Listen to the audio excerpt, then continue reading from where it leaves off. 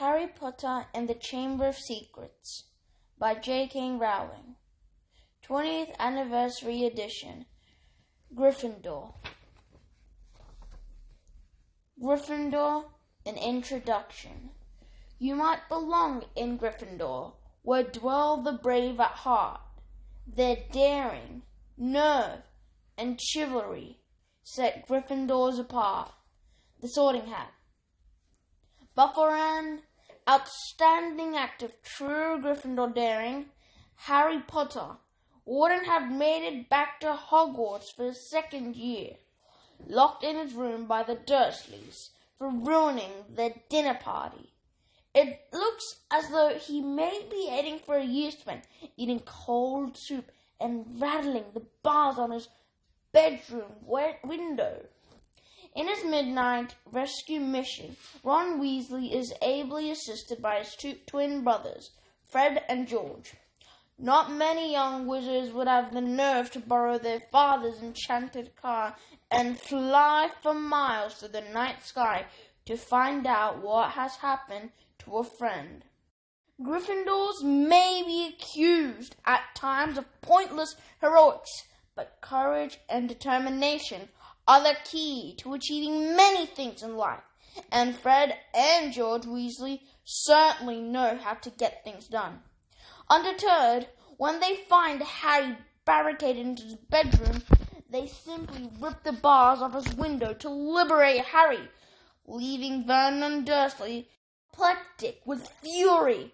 The twins may infuriate their mother, Molly Weasley, with their hijinks, but their rescue of Harry Potter is a moment to make all Gryffindors proud. The late and great Sir Nicholas de Mimsy Poppington, the Gryffindor house ghost, illustrates another characteristic Gryffindor trait, chivalry, in his extravagantly plumed hat and neck ruff that conceals his dangerous, wobbly, half-severed neck. Nearly headless Nick is always a model of courtesy. His 500th Death Day party provides another memorable Gryffindor moment. Nearly headless Nick is delighted to welcome the famous Harry Potter to his party, hoping Harry will tell Sir Patrick Delaney Podmore of the Headless Hunt how very impressive and frightening he is. But the Gryffindor Achilles heel is the tendency to show off, and Nick's effort to impress are dashed when Sir Patrick guesses. He asks Harry to big him up, and then starts a game of head hockey in the middle of Nick's speech.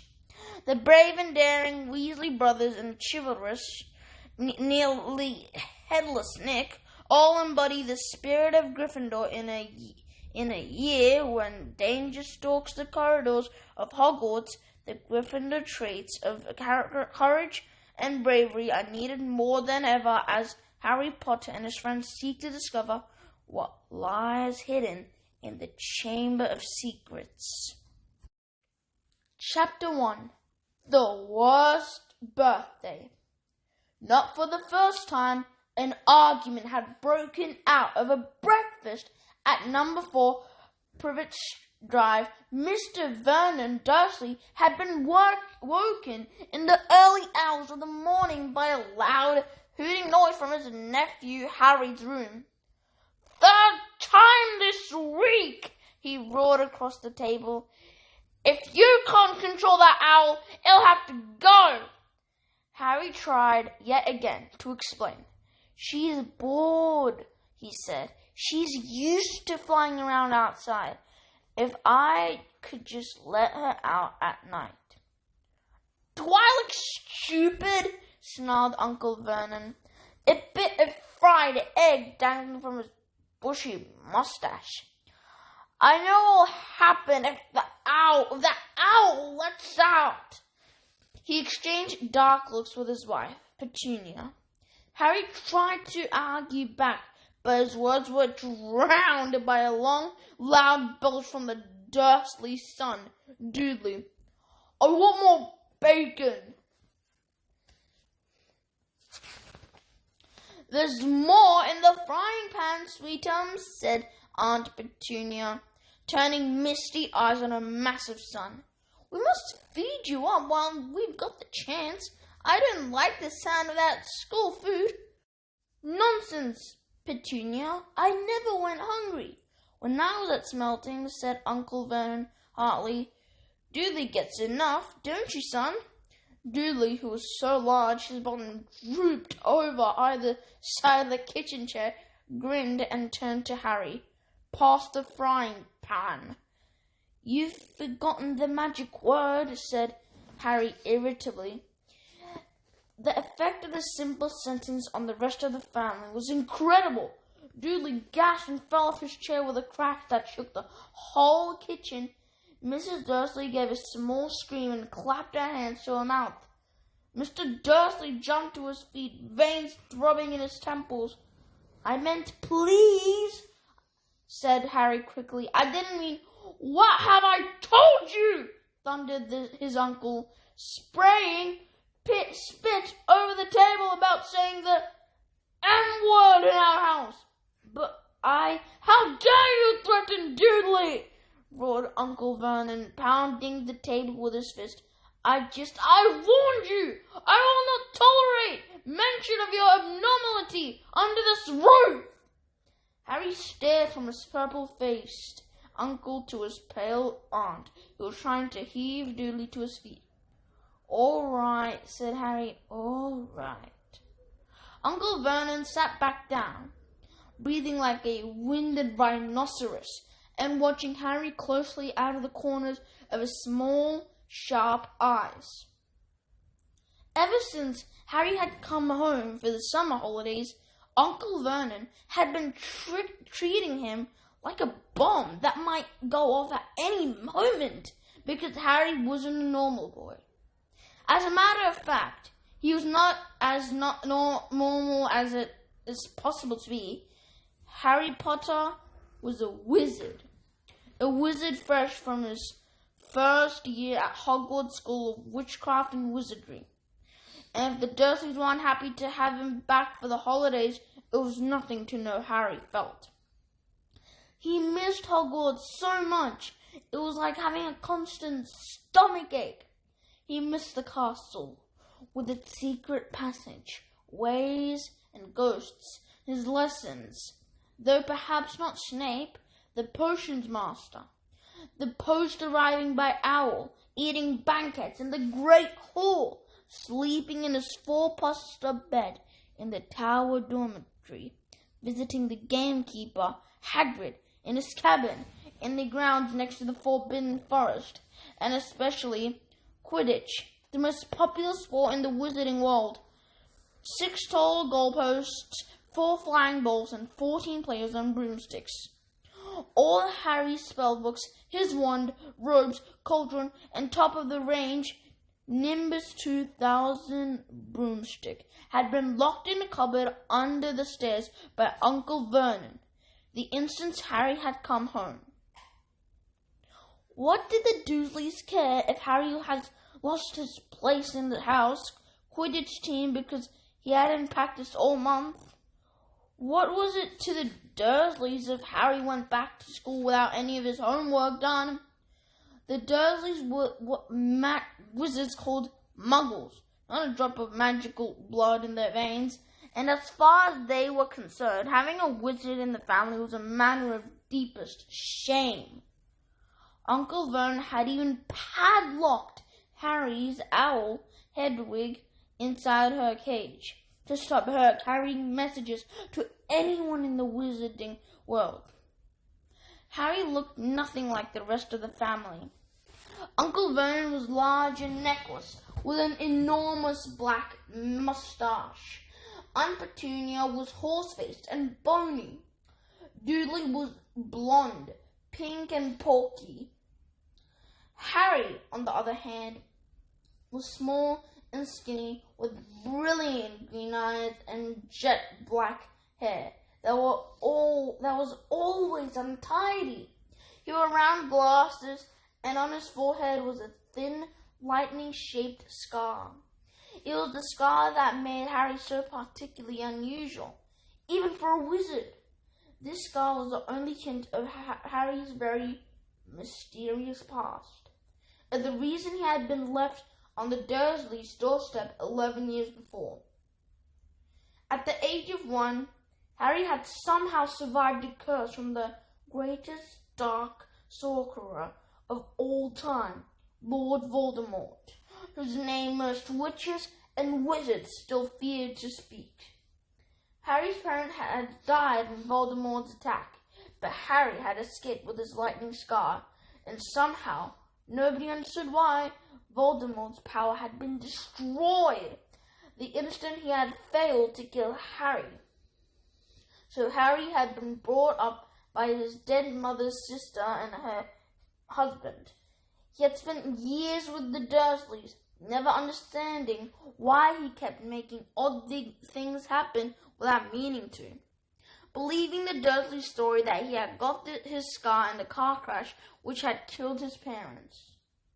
And then, exactly a year ago, Hogwarts had written to Harry, and the whole story had come out. Harry had taken up his place at Wizard School, where he and his scar was famous.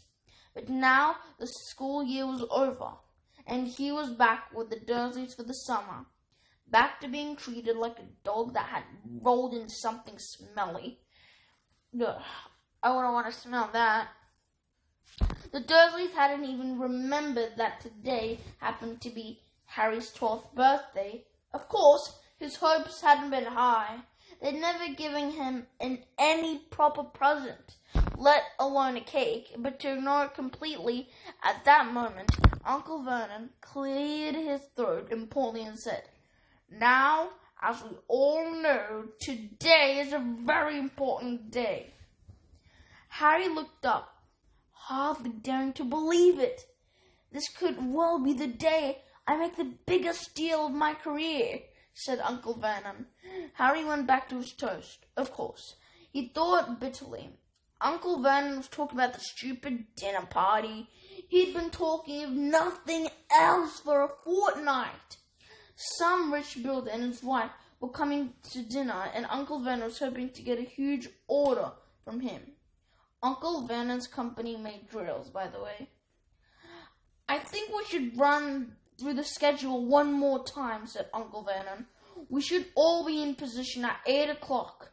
Petunia, you will be in the lounge," said Aunt Petunia promptly, "waiting to welcome them graciously to our home."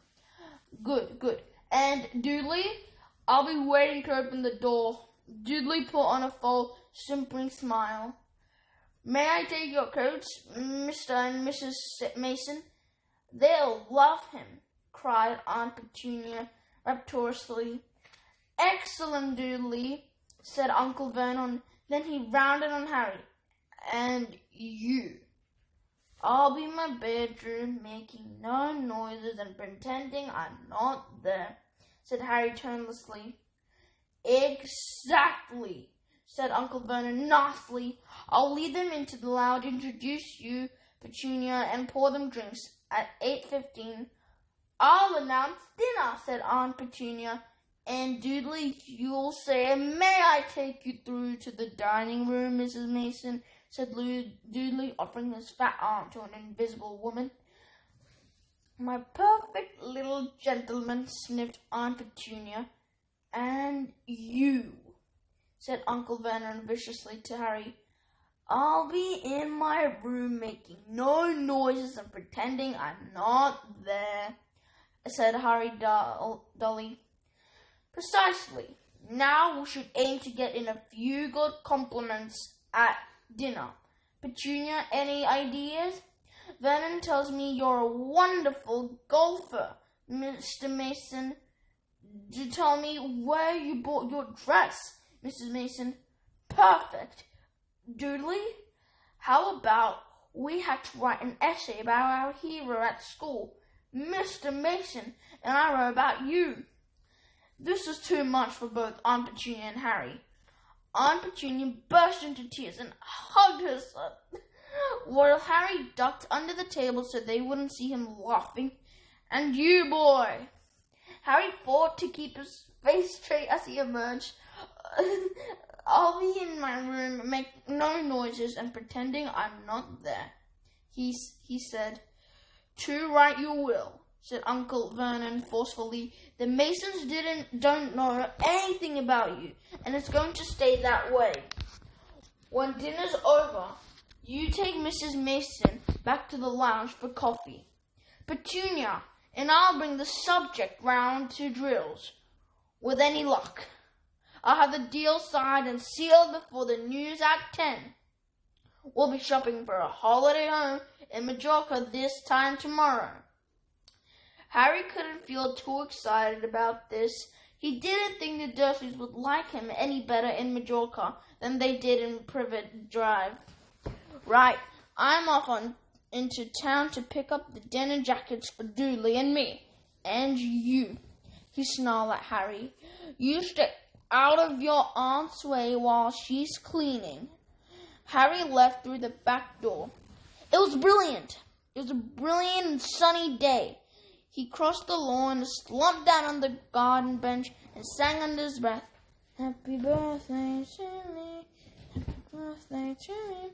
No cards, no presents, and he would be spending the evening pretending not to exist. He gazed miserably into the hedge. He had never felt so lonely. More than anything else at Hogwarts, more even than playing Quidditch, Harry missed his best friends, Ron Weasley and Hermione Granger. They, however, didn't seem to be missing him at all. Neither of them had written to him all summer, even though Ron had said he was going to ask Harry to come over and stay. Countless times, Harry had been on the point of unlocking Hedwig's cage by magic and sending her to Ron and Hermione with a letter, but it wasn't worth the risk. Underage wizards weren't allowed to use magic outside school. Harry hadn't told the Dursleys this. He knew it was only their terror that he might turn them all into dung beetles that stopped them locking him in the cupboard under the stairs with his wand and broomstick. For the first couple of weeks back, Harry had enjoyed muttering nonsense words under his breath and watching Dudley tearing out of the room as fast as his fat legs would carry him. But the long silence from Ron and Hermione had made Harry feel so cut off from the magical word that even taunting Dudley had lost its appeal. And now Ron and Hermione had forgotten his birthday. What wouldn't he give now for a message from Hogwarts? From any witch or wizard, he'd almost be glad of a sight of his arch enemy, Draco Malfoy, just to be sure it hadn't all been a dream. Not that his whole year at Hogwarts had been fun. At the very end of last semester, Harry had come face to face with none other than Lord Voldemort himself. Voldemort might be a ruin of his former self, but he was still terrifying, still cunning, still determined to regain his power. Harry had slipped through Voldemort's clutches for a second time, but it had been a narrow escape, and even now, weeks later, Harry kept walking in the night, drenched in cold sweat, wondering where Voldemort was. Now, remembering his livid face, his wide, mad eyes, Harry suddenly sat bolt upright on the garden bench. He had been staring absent-mindedly into the hedge, and the hedge was staring back. Two enormous eyes, green eyes, had appeared among the leaves. Harry jumped to his feet just as a jeering voice floated across the lawn. "I know what day it is," sang Dudley, waddling towards him. The huge eyes blinked and vanished. "What?" said Harry, not taking his eyes off the spot they had been. "I know what day it is," Dudley repeated, coming right up to him. Well done, said Harry. So you'll finally learn the days of the week? Today's your birthday, sneered Dudley. How come you haven't got any cards? Haven't you got friends at that freak place? Better not let your mum hear you talking about my school, said Harry coolly. Dudley hitched up his trousers, which were slipping down his fat bottom. Why are you staring at that hedge? He said suspiciously. I'm trying to decide what would be the best spell to set it on fire, said Harry. Dudley stumbled backwards once, a look of panic on his fat face. You can't. Dad told you you're not magic. He said he'll chuck you out of the house and you haven't got anywhere else to go. You haven't got any friends to take you. Jiggery pokery, said Harry in a fierce voice. Hocus pocus, squiggly wiggly. Mom! Howled Dudley, tripping over his feet as he dashed back toward the house. Mom! He's doing, you know what. Harry paid dearly for this moment of fun, as neither Dudley nor the hedge was in any way hurt.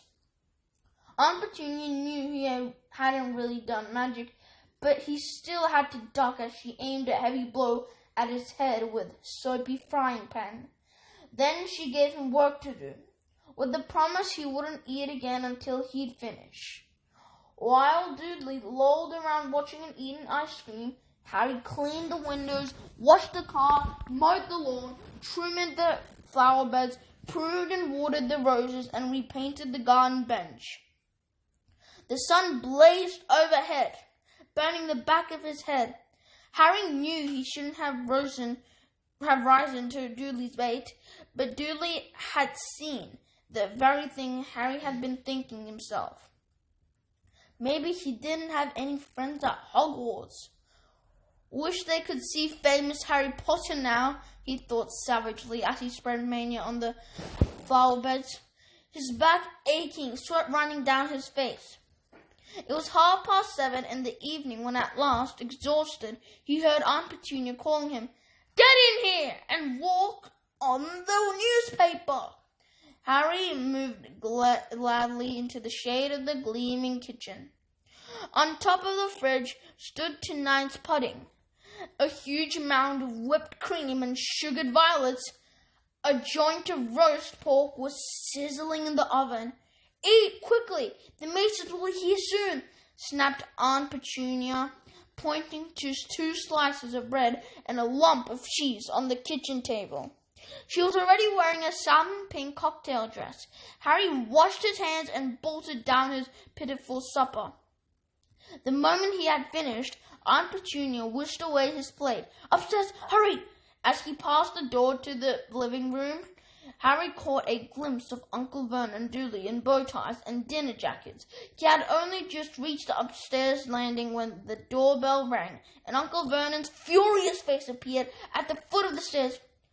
"Remember, boy, one sound."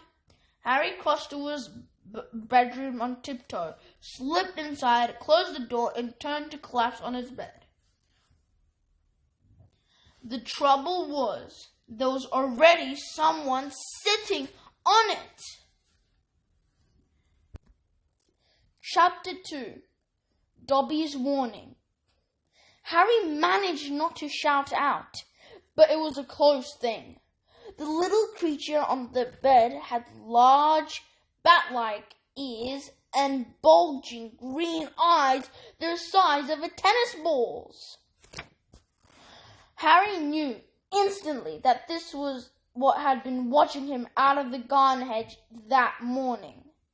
As they stared at each other, Harry heard Dudley's voice from the hall. "May I take your coats, Mr. and Mrs. Mason?" The creature slipped off the bed and bowed so low that the end of its long, thin nose touched the carpet. Harry noticed that it was wearing what looked like an old pillowcase with rips for arm and leg holes. Hello? Said Harry nervously. Harry Potter, said the creature in a high-pitched voice Harry was sure would carry down the stairs. So long has Dobby wanted to meet you, sir. Such an honour it is. Thank you, said Harry, edging along the wall and sinking into his desk chair next to Hedwig, who was asleep in her large cage. He wanted to ask, "What are you?" but thought it would sound too rude, so instead he said, "Who are you?" "Dobby, sir, just Dobby. Dobby the house elf," said the creature. "Oh, really?" said Harry. "I don't want to be rude or anything, but this isn't a great time for me to have a house elf in my bedroom." Aunt Petunia's high, false laugh sounded from the living room. The elf hung his head. "Not that I'm pleased to meet you," said Harry quickly, "but is there any particular reason you're here?" "Oh, yes, sir," said Dobby earnestly. "Dobby has come to tell you, sir. It is difficult, sir.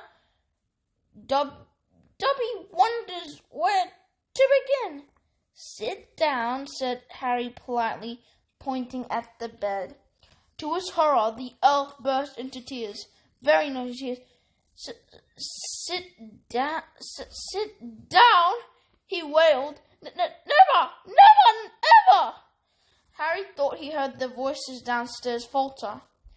I'm sorry," he whispered. "I didn't mean to offend you or anything." "Offended Dobby?" choked the elf. "Dobby has never been asked to sit down by a wizard, like an equal." Harry, trying to say shh and look comforting at the same time, ushered Dobby back onto the bed, where he sat hiccoughing, looking like a large and very ugly doll. At last he managed to control himself and sat with his great eyes fixed on Harry in an expression of watery adoration. "You can't have met many decent wizards," said Harry, trying to cheer him up. Dobby shook his head. Then, without warning, he leaped up and standing, banging his head furiously on the window, shouting, "Bad Dobby! Bad Dobby!" "Don't! What are you doing?" Harry hissed, springing up and pulling Dobby back onto the bed. Hedwig had woken up with a particularly loud screech and was beating her wings wildly against the bars of her cage. "Dobby had to punish himself, sir," said the elf, who had gone slightly cross-eyed. "Dobby almost spoke ill of his family, sir." "Your family?" "The wizard family Dobby serves, sir. Dobby is a house elf, bound to serve one house and one family forever." "Do they know you're here?" asked Harry curiously. Dobby shuddered. "Oh, no, sir, no. Dobby will have to punish himself most grievously for coming to see you, sir. Dobby will have to shut his ears in the oven door for this, if they ever knew, sir." "But won't they notice if you shut your ears in the oven door?" "Dobby doubts it, sir. Dobby is always having to punish himself for something, sir.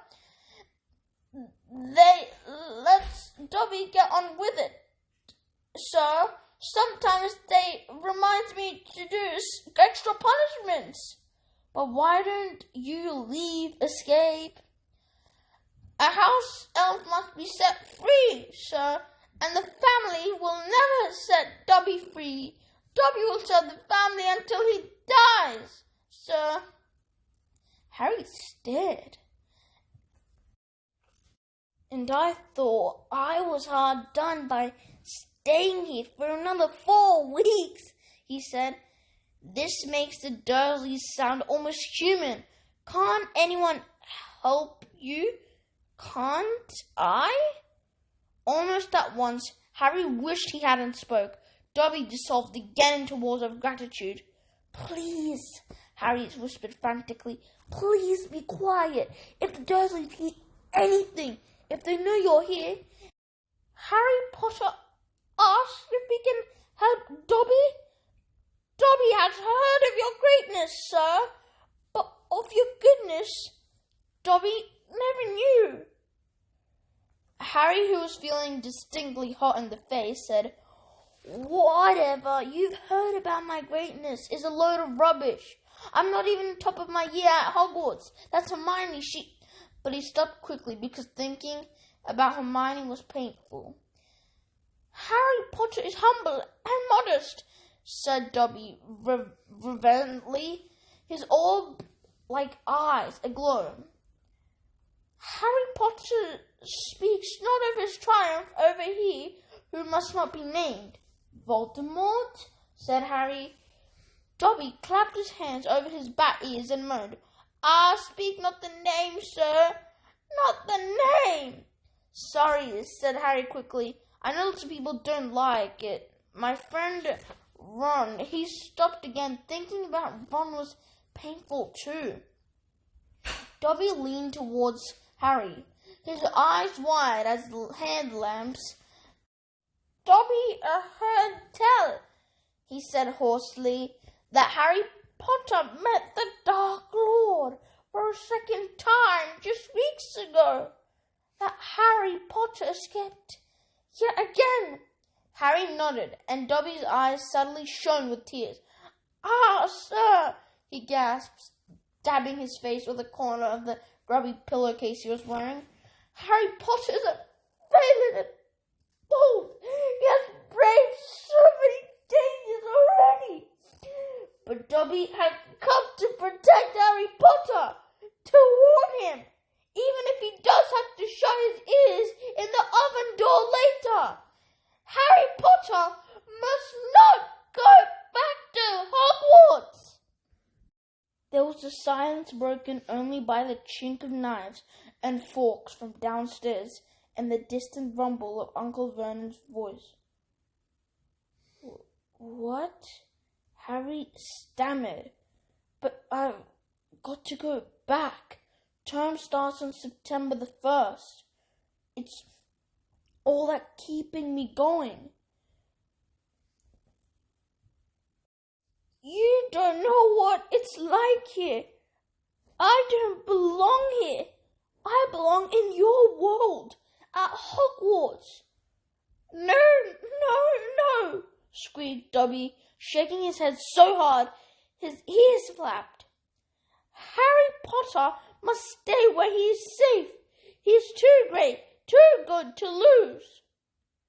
If Harry Potter goes back to Hogwarts, he will be in mortal danger." "Why?" said Harry in surprise.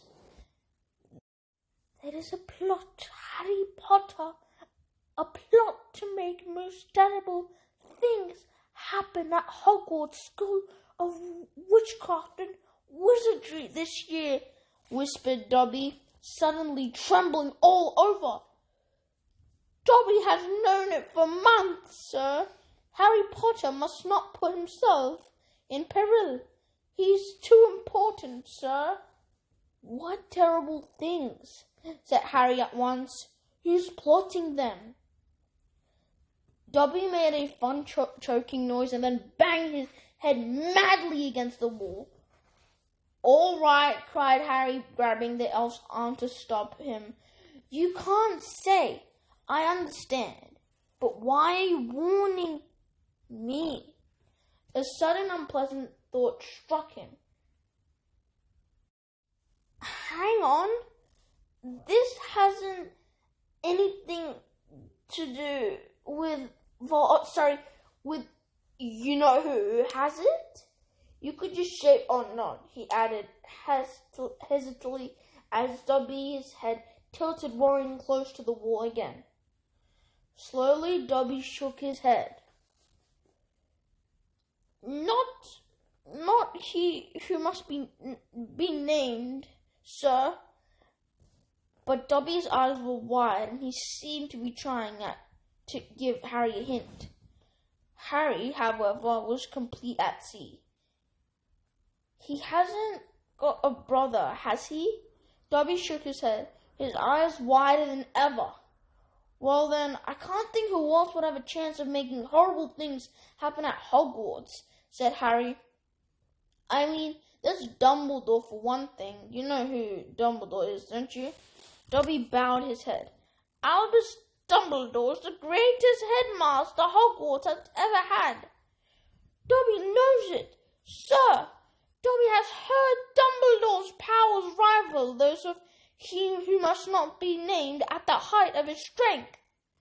But, sir, Dobby's voice dropped to an urgent whisper. There are powers Dumbledore doesn't. Powers no decent wizard. And before Harry could stop him, Dobby bounded off the bed, seized Harry's desk lamp, and started beating himself around the head with ear-splitting yelps. A sudden silence fell downstairs.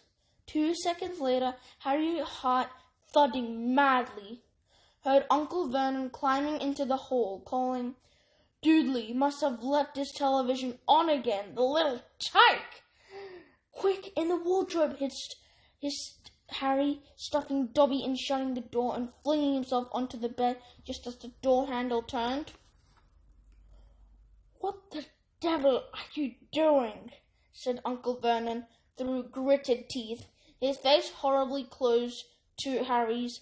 You've just ruined the punchline of my Japanese golfer joke. One more sound and you'll wish you'd never been born, boy. He stomped flat-footed from the room, shaking. Harry led Dobby out of the wardrobe. See what it's like here, he said. See why I've got to go back to Hogwarts? It's the only place I've got. Well, I think I've got friends. Friends who don't even write to Harry Potter, said Dobby slyly. I expect they've just been... hang on, said Harry, frowning. How do you know my friends haven't been writing to me?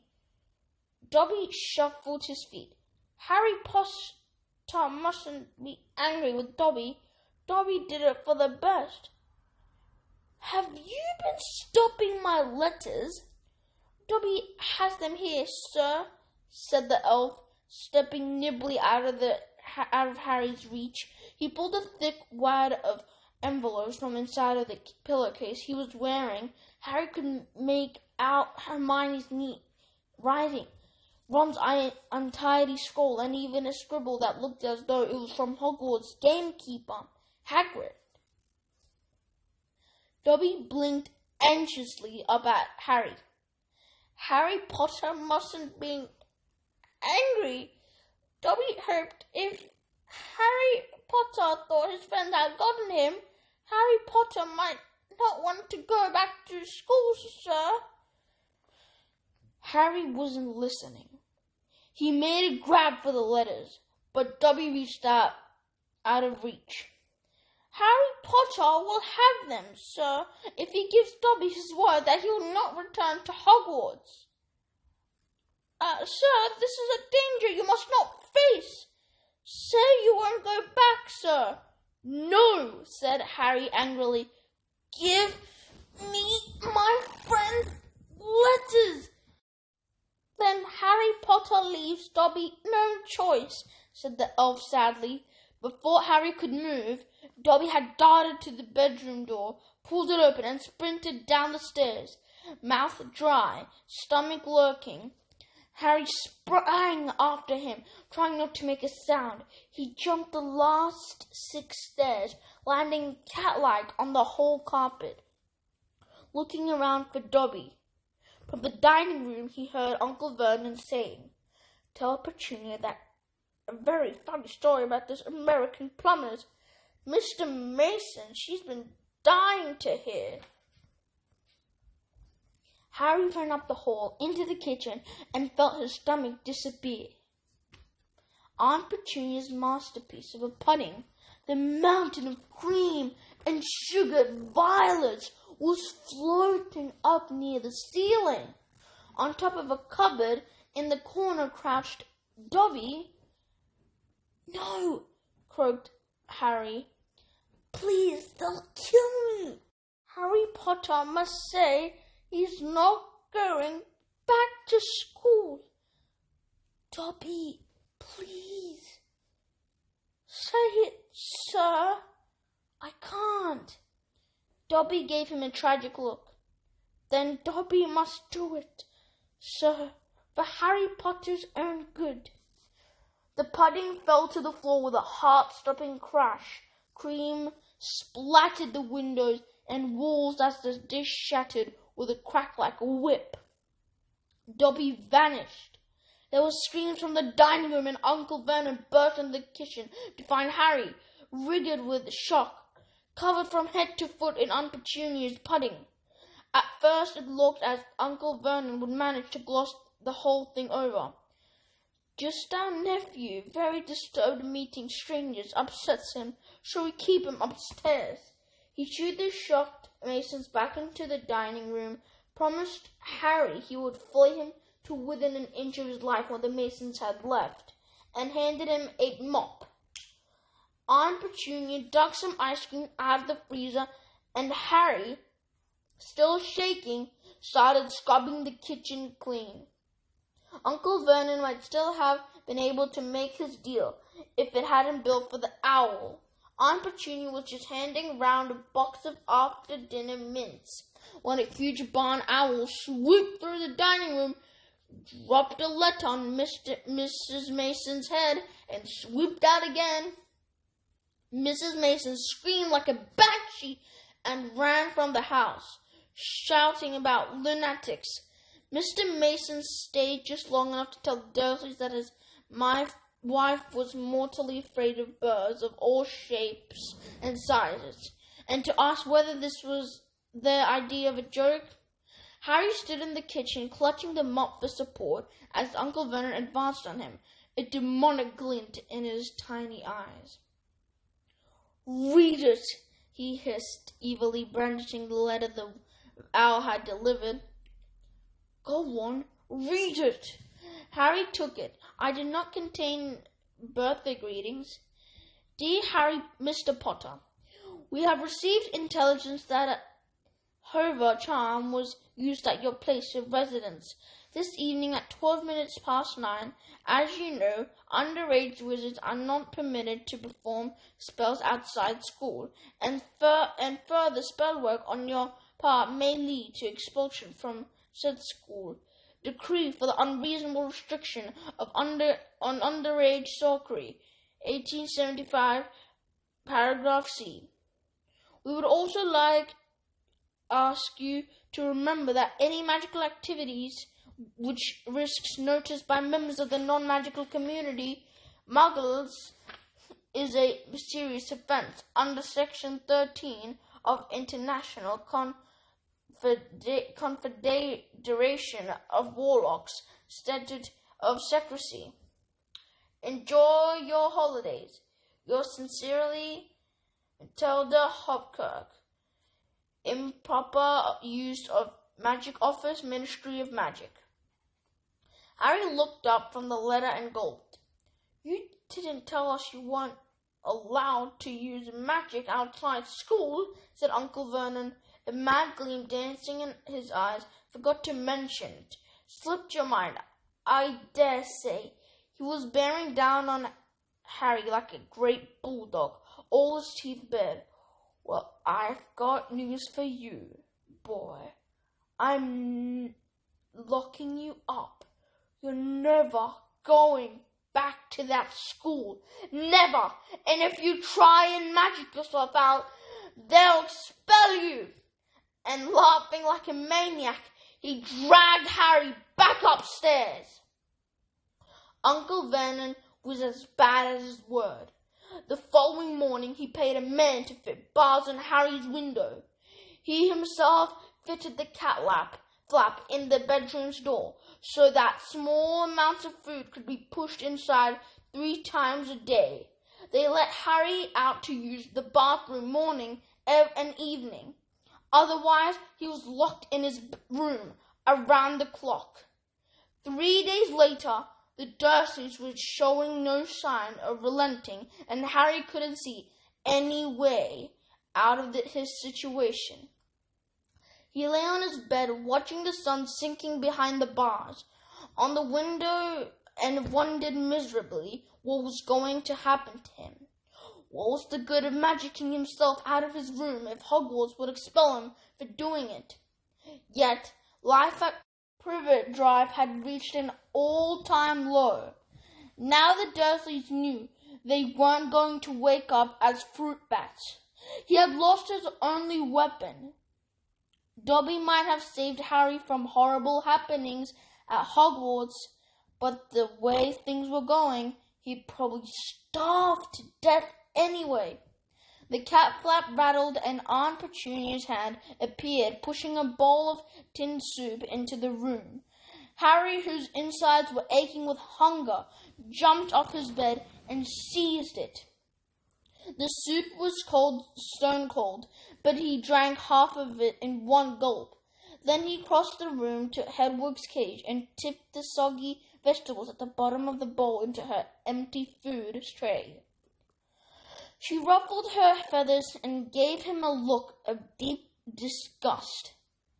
"It's no good turning your beak up at all. That's all we've got," said Harry grimly. He put the empty bowl back on the floor next to the cat flap and lay back down on the bed, somehow even hungrier than he had been before the soup. Supposing he was still alive in another 4 weeks, what would happen if he didn't turn up at Hogwarts? Would someone be sent to see why he hadn't come back? Would they be able to make the Dursleys let him go? The room was growing dark, exhausted, stomach rumbling, mind spinning over the same unanswerable questions. Harry fell into an uneasy sleep. He dreamed that he was on show in a zoo with a card-reading underage wizard attached to his cage. People goggled through the bars at him as he lay starving and weak on a bed of straw. He saw Dobby's face in the crowd and shouted out, asking for help, but Dobby called, "Harry Potter is safe there, sir," and vanished. Then the Dursleys appeared and duly rattled the bars of the cage, laughing at him. "Stop it," Harry muttered as the rattling pounded in his sore head. "Leave me alone, cut it out. I'm trying to sleep." He opened his eyes. Moonlight was shining through the bars on the window, and someone was goggling through the bars at him. A freckle-faced, red-haired, long-nosed someone. Ron Weasley was outside Harry's window.